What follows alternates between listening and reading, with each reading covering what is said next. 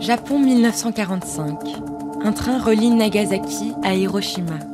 Dans un wagon se trouve l'homme le plus malchanceux du pays, ou bien le plus chanceux. Un homme en tout cas qui s'apprête à devenir un rescapé miraculé de l'histoire. Il s'appelle Tsutomu Yamaguchi. Il ne le sait pas encore, mais le destin va bientôt s'acharner contre lui. Le 6 août 1945, Tsutomu est en déplacement d'affaires à Hiroshima. Il travaille comme ingénieur des chantiers navals.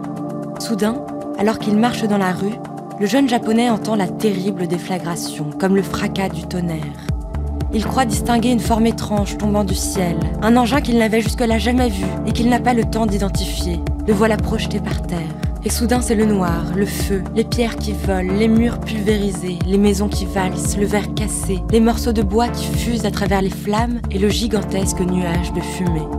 Tsutomu s'évanouit. L'air s'emplit d'une poussière épaisse et âcre qui sature l'atmosphère et empêche de respirer. Les Américains viennent de lâcher une bombe nucléaire sur Hiroshima. Dans la ville, le silence. Tsutomu n'entend plus rien, il ne distingue plus rien, il ne sait plus où il est. Après plusieurs heures allongées dans l'obscurité, il finit par se relever. Tremblant et vacillant, il s'étonne de se découvrir encore en vie. Il n'a aucune idée du temps qu'il a passé, étendu là, au milieu des gravats.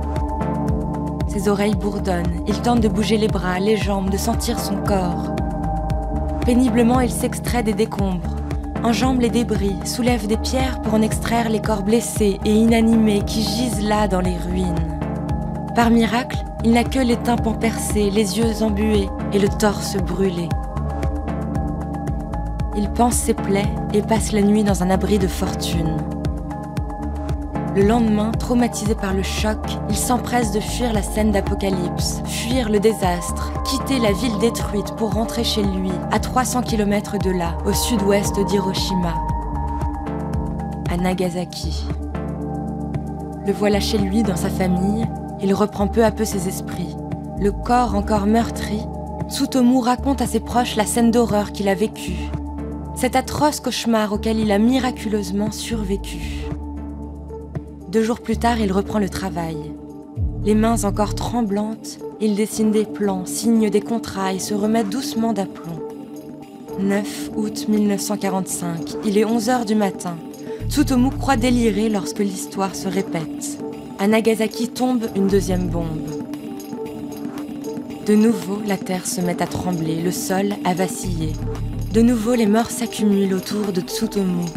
Les corps valsent, les immeubles s'enflamment. De nouveau, le néant. Et le silence morbide et terrifiant après l'explosion. Tsutomu perd connaissance, mais de nouveau, il survit. Le choc est tel qu'il se mure dans le silence. Dans les jours, les semaines, les mois qui suivent, il ne prononce plus un mot. Sa femme et ses enfants sont traumatisés et irradiés. Chaque soir, Tsutomu revit le drame terrible. L'explosion hante ses nuits et ses cauchemars, tourne en boucle dans sa tête. Dans ses rêves, il voit des gouffres sans fond, des abîmes noirs et suffocants. De ses délires, il ne parle pas. Ce traumatisme, il refuse de l'évoquer. Pendant plus de 50 ans, Tsutomu vit reclus dans le silence. Un silence qui finit par lui peser. En 2005, un demi-siècle a passé.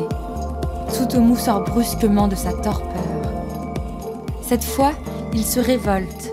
À 89 ans, sa parole se libère soudain. Il raconte encore et encore ce qu'il a vécu.